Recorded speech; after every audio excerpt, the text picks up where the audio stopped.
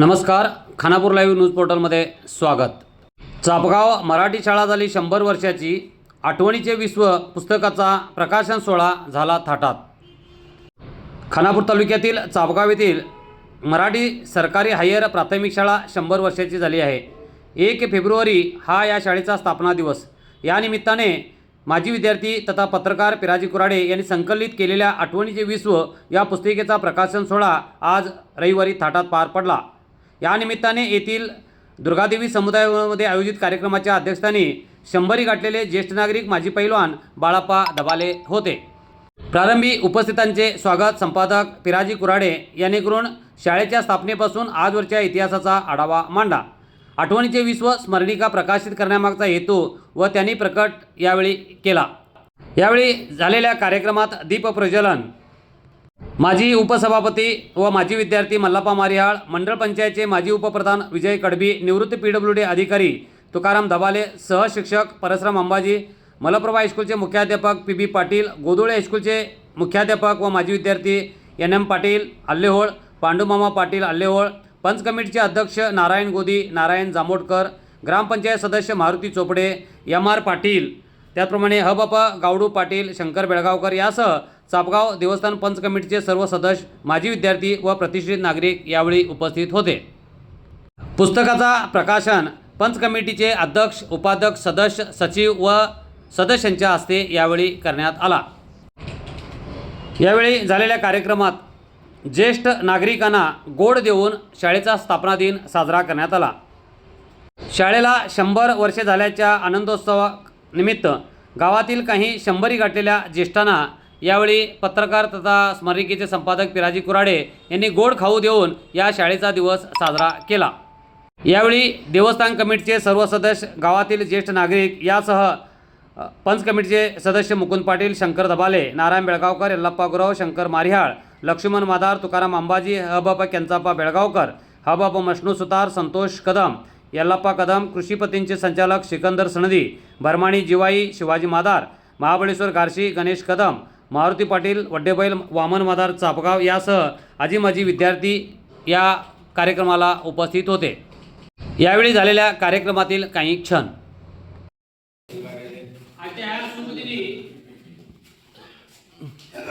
आज 100 वर्ष पूर्ण होत असताना आम्ही क्रांतीज्योती महात्मा फुलेंच्या पोटीमधून पूजन का घेतलं, याच्या मागचा इतिहास सगळ्यांना माहित आहे। महात्मा ज्योतिबा फुले आणि सावित्रीबाई फुले यांनी 18व्या शतकामध्ये खऱ्या अर्थानं शिक्षणाची गंगा आणली। मी शाळेच्या या स्थापनेमागची पार्श्वभूमी तुमच्याकडे 2 मिनिटं बघतो, त्या माझ्या पुस्तकामध्ये देखील या सगळ्या गोष्टी आहेत। तर 18व्या शतकामध्ये जेव्हा ब्रिटिशांच्या गुलामगिरीमध्ये भारत होता, त्यावेळेला एक विशिष्ट समाज दीन दुबळ्या दलित लोकांना शिक्षणापासून दूर ठेवायचा आणि ते शिक्षणापासून दूर ठेवल्यामुळे आमच्या समाज मागे राहायचा। आज क्रांतीज्योती सावित्री फुले यांची मालिका तुम्हाला स्टार प्रवाह रात्री 7:30 वाजता आवर्जून लागायला ती बघा।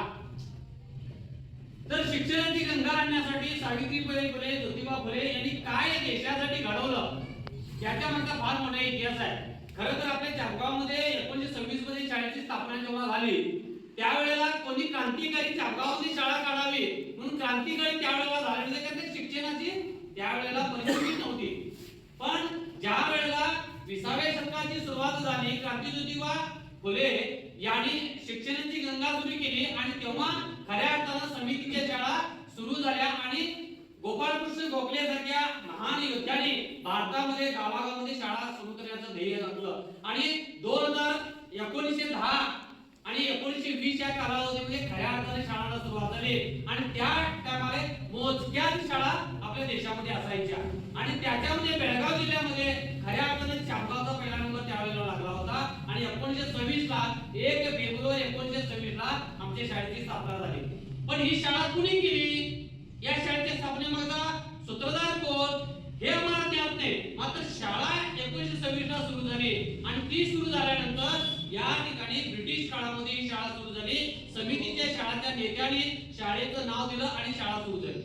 पण नंतरच्या काळामध्ये या शाळेमध्ये पहिले शिकले कोण, त्या टायमाला घाटशी घराण्याचे लोक चांगले सदृढ असायचे, सुशिक्षित असायचे. स्वर्गीय रामलिंग घाटशी हे पहिली दुसरी तिसरी त्या शाळेला शिकले होते आणि त्यावेळेला बसवानी पांगडे होते पण शिकले नव्हते. रावजी पाटील, लक्ष्मण चोपडे, त्याच्यानंतर महादेव जगप्पा पाटील, अप्पू पाटील ही सगळी मंडळी तेव्हा लहान लहान होती आणि ते शाळेचा पाया शिकवत शिकवत पुढे गेले. आणि बाळामामा देखील त्यावेळेला लहान होते पण परिस्थिती त्यांची प्रतिकूल होती की शाळेला जाण्याची परिस्थिती त्यावेळेला नव्हती. खरं मामा परिस्थिती नव्हती. शाळेचा पाया चढवायला पायरी चढायची ही देखील त्यावेळेला परिस्थिती नव्हती आणि त्यावेळेला ही शाळा स्थापन झाली. नंतर 1950-55 ला आमच्या गावाची दगडी इमारत बांधण्यात आली आहे. 1942 पर्यंत आमच्या शाळेमध्ये दप्तरी नोंद आहे. सिकंदर संधी यांचे वडील दादासाहेब संधी 1942 च्या आपले पहिले विद्यार्थी. त्याच्या अगोदर 20-25 वर्ष शाळा शिकले. अप्पू पाटील शिकले असतील, त्याच्यानंतर महादेव पाटील शिकले असतील, रामलिंग घाटशी शिकले असतील, रावजी पाटील शिकले आणि बरीचशी नावं घेण्यासारखी आहेत. यल्लाबा बेळगावकर शिकले असतील, ती सदोबा म्हणजे सगळे त्यावेळेला शिकले परंतु त्या शाळेमध्ये त्यावेळेची नोंदच त्या ठिकाणी नाही आहे. मी बरेच पुस्तकं चालून बघितल्यानंतर पण तरी देखील या शाळेचा इतिहास 1 फेब्रुवारी 1926 ला सुरू होतोय आणि आज त्याला 100 वर्ष पूर्ण होतात. शाळेच्या बऱ्याचशा घडामोडी घड्याच्या माहिती या पुस्तिकेमध्ये मी घेतलेल्या आहेत. ही पुस्तिका एक माझ्या दृष्टिकोनातून आठवणीचा ठेवा म्हणून या ठिकाणी मी तयार केलेली आहे. खरं तर शाळेचा कार्यक्रम येत्या फेब्रुवारीच्या 25-26 तारखेला शताब्दी कमिटीने घेतलेला आहे. त्याला आमचा कोणत्याही प्रकारचा विरोध नाही. मी आमच्या बुद्धीचा वापर करून आमच्याकडे देवाने ज्या सरस्वतीने महात्मा फुलेंनी जी बुद्धी दिलेली आहे ती बुद्धी या पुस्तकामध्ये स्थापित करून एक पुस्तिका म्हणजे शाळेची माहिती आमच्या लोकांच्या पर्यंत कशी पोहोचावी याच्याशी त्याच्यामध्ये मी उल्लेख केलेला आहे. त्याच्याच बरोबर ही शाळा स्थापन करण्यामागे ज्या ज्या लोकांनी योगदान दिलेलं आहे त्या योगदान मध्ये त्यावेळेचे रामलिंग घाटशी यांच्या नंतर महादेव जगप्पा पाटील, जंगाप्पा पाटील होते पण त्यावेळेला जंगाप्पा पाटील शिकले पण त्यांची नोंद नव्हती. नंतर पुढली जंगाप्पा पाटील शिकले, त्यांची सिकंदर संधीचे वडील वगैरे त्या फळीमध्ये ती सगळी आहेत. म्हणजे अशी बरीचशी आहेत नावं, आज हजारो लोकांची नावं आहेत. त्यावेळेला शाहिरी पथक झालं. शाहिरी पथकातले बरेचसे लोक त्या शाळेच्या पहिली दुसरीच्या पायरीत गेले, नंतर शाळा शिकले. मात्र 14 लोकांचं शाहिरी पथक गावामध्ये निर्माण झालं. अशी बराचसा इतिहास, मी इतिहासाचं पुस्तक नंतर मी त्याचं वर्णन मी करेन तुम्हाला. ह्या सगळ्या गोष्टी करत असताना आमच्या गावचा ठेवा एवढा मोठा आहे की तो माझ्यामध्ये खानापूर तालुक्याच्या पंचक्रोशीमध्ये तेवढा मोठा इतिहासाचा ठेवा आमच्या गावाचा जेवढा आहे तेवढा मिळणार नाही असं मला या ठिकाणी वाटतंय.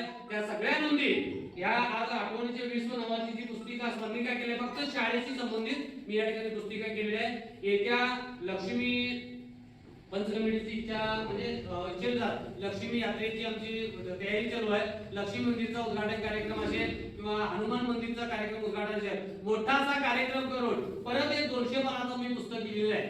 शोध चंपावती नगरीचा, अशा मथळ्याखाली चापगावचा इतिहास काय आहे, या चापगावची स्थापना कशी झाली, देवस्थानी कशी स्थापना झाली, भोंडेसर गावात कसा आला, ही दुर्गादेवी गावात कशी आली, महालक्ष्मी गावात कशी आली, शाळा कशी स्थापन झाली, या सगळ्या ज्या गोष्टीचा परामर्श त्या आठवणीचे 20 नावाच्या पुस्तिकेमध्ये. आणि ही पुस्तिका अशी राहणार की पुढची 200-300 वर्ष तुमच्या आमच्या देवाच्या कुळावर ती राहतील. 1926 ते 2026 जो 100 वर्षाचा इतिहास मराठी शाळेचा आपला, या मराठी शाळेमधून आम्ही सर्व विद्यार्थी होऊन माझे विद्यार्थी झालेले आहेत. त्या प्रकाशनचं जे पुस्तक राजे कुराडे यांनी लिहिलेलं आहे त्या पुस्तकाचं प्रकाशन आठवणीचे विश्व या पुस्तकाचं प्रकाशनासाठी आपल्या समुदाय भवनमध्ये हा कार्यक्रम इथं आयोजित केलेला आहे. आणि त्या कार्यक्रमाचे अध्यक्ष आमच्या गावचे ज्येष्ठ नागरिक माजी पैलवान म्हणजे सर्वांचे मार्गदर्शक श्री धबाले साहेब, तसेच व्यासपीठावर उपस्थित मातृभाषेच्या माध्यमातून जो विद्यार्थी शिकतो तो आजकाल कुठल्याही पदावर गेला नाही किंवा कुठेही मोठ्या नोकरी केलेली अशी वाद नाही आहे. कारण मराठी शाळा, कन्नड शाळा मातृभाषेमध्ये शिकत असताना संस्कार घडवण्याची एकमेव तो पायाभूत शाळा म्हणजे मराठी असो कन्नड असो. आणि इंग्लिश शाळेमध्ये आजकालचे विद्यार्थी शिकत आहेत, इंग्लिशकडे ओढ निर्माण झालेला आहे. जांभूळकर सरांनी सांगितले की त्यांचा मुलगा इंग्लिशमध्ये घातला, त्यांची बायको म्हणते की बाबा आमच्या मुलाला पण इंग्लिश शाळेमध्ये घालायचं, त्यांनी शेजारचे झालेत, असा म्हणजे प्रतिस्पर्धा निर्माण झालेला आहे. म्हणजे त्यांचा सोशल मीडियामधनं सर्वांना बोलवलं की बाबा अशी कमिटी करणार आहेत वगैरे. कमिटी करून झाल्यानंतर त्यांनी कमिटी पण नेमण्यात आली. त्याच्यानंतर त्याच्या परीने सुद्धा त्यांनी पुस्तक काढत आहेत. परंतु राजे कुराड्याचा जर सारांश विचार केला, मला वाटतं 1991-92 साली त्यांनी कुपडगिरीकडं शिक्षणाचा जो पेशा अवलंबला आणि तिथं हायस्कूलला पण त्यांनी कित्येक वर्ष आपल्या माध्यमातून शिकवण सुरू केली, तेव्हापासून त्यांना एक लिहायचा आणि वाचण्याचा एक छंद होता. कितीतर वर्ष दैनिक तरुण भारतमध्ये सर्वांना माहिती आहे, खानापूर तालुक्याचं प्रतिनिधित्व करत असताना सुद्धा दैनिक तरुण भारतमध्ये भरपूर अशा बातम्या, मजकूर अशा बातम्या, लेख सुद्धा त्यांचे प्रसिद्ध होत होते. अशा या सर्वांच्या घटनेच्या माध्यमातून आपल्याकडे जी कला आहे, आपल्याला जी बुद्धी आहे, आपल्याला लोकांच्या संग्रहातून केलेले पुस्तक लिहावं असं त्यांच्या मनात आलं आणि त्यांनी परवा गेल्या वर्षी झालेला एक कडू प्रसंग त्यांच्या जीवनामधला सांगितला की बाबा ज्यावेळी त्यांच्यावर हार्ट अटॅकचा जो प्रयोग झाला, संयोगानं सर्व या जे आपल्या गावातील देवदेवतांचा असो किंवा लोकांचा सहकार्यातून आणि त्यांच्या आशीर्वादातून पुनर्जन्म झाला आणि ते काहीतरी त्यांच्या मनामध्ये वळत होतं. त्यांच्या वडिलांचा सुद्धा द्यायचं झाला, त्यांनी सुद्धा हरिभक्त पारायण होतं. पंढरपूरला बांधताना सुद्धा त्यांचं सुद्धा सहकार्य आम्हाला वारकऱ्यांना भरपूर झालेलं आहे. म्हणजे जेणे काय सांगण्याचा एकच उद्देश की लोकांची सेवा कुठल्या पद्धतीनं कुठल्या करावा हा इच्छा, प्रकट इच्छा त्यांच्या मनामध्ये आहे. राजकारण हे बघा, निवडणुका येणार, निवडणुका जाणार, तटागटाचा राजकारण प्रत्येक गावात राहणार, त्याच्यात का वाद नाही, परंतु शाळेचं कुठल्याही देवस्थानचं काम करत असताना त्या सगळ्याला बाजूला सारून आम्ही काम केलं पाहिजे.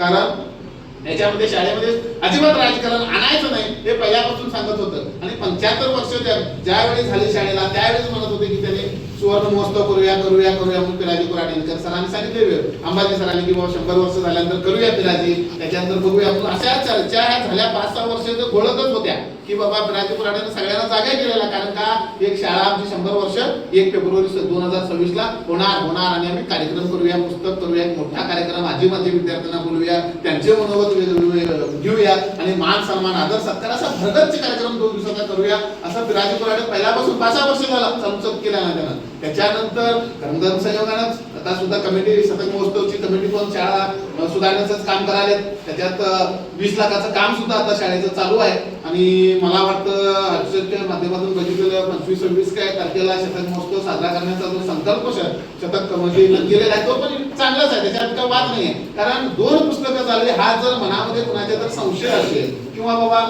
चापगाव एवढं मोठं गाव, सुसंस्कृत गाव, तालुक्याला एक आदर्श निर्माण करण्याचं गाव चापगाव आणि याच्यामध्ये एकाच कार्यक्रमावरती 2 पुस्तकं कशी झाली ही शंका जर कुणाच्या मनात उद्भवत असेल, परंतु ते तसं नाही आहे. त्यांनी आपल्या पद्धतीतून शतक महोत्सवाच्या माध्यमातून त्यांच्या ज्या विचार आचार आहेत त्यांनी करायला आणि एवढी वर्ष पत्रकार सेवा करून, पोर्टेबलचं हे करून, शिक्षक पेशा करून कुठंतरी चापगावच्या शाळेबद्दल काहीतरी दिलं पाहिजे, लोकांना समजावून सांगितलं पाहिजे, हा उद्देश पिराजी कुराडेच्या मनात होता आणि तो त्यांनी आज या पुस्तकाच्या माध्यमातून दिलेला आहे. पुस्तक काढलेलं आहे आणि याच्या पलीकडे जाऊन आता लक्ष्मी यात्रा सुद्धा 2028 मध्ये जे पंच कमिटीनं भरवण्याचा जो स्पष्ट केलेला आहे त्याच्यावरती एक शोध चंपावती नगरीचा पुस्तक त्यांनी लिहिलेलं आहे. कारण का पुढं आता सोशल मीडियामधून मुलांना माहित नाही की बाबा पुन्हा कशी करायची, पालखी कशी घ्यायची, कोण काय केलं पाहिजे, ह्याची जर जाणीव आम्ही पुस्तकात ठेवलो तर पुढच्या पिढीला मिळणार नाही. असं करायला पाहिजे. आमच्या पंचांनी लिहिलेलं आहे, आमच्या वडिलांनी हे पुस्तक लिहिलं आहे, पुस्तक बघून आम्ही प्रथा करतील ह्या उद्देशानं त्यांनी एक चंपावती नगरीचा शोध, चंपावती नगरीचा पुस्तक पण लिहिलेला आहे.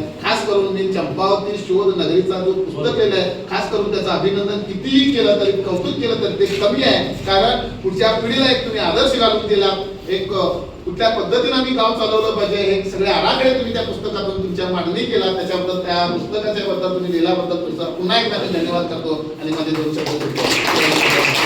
आज आपल्या शाळेला 1 फेब्रुवारी 1926 ला स्थापन झालेली आहे आणि भाग्य आहे.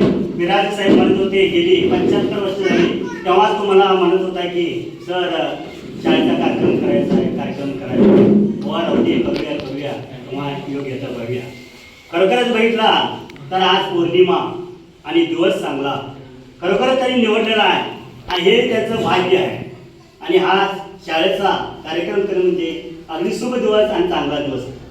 तर आज खरोखरच पिराजी गेली 7-8 वर्ष आपल्या गावचा इतिहास किंवा शाळेतील प्रत्येक घरोघरी जाणार, तो ज्या ज्या ठिकाणी वडील लोक असतात त्या ठिकाणी विचारतो, त्यांचे विचार कोणते, तुम्हाला काही अनुभव पाठवूचा असेल तर त्याबद्दल तुम्ही सांगा, ती सविस्तर असेल.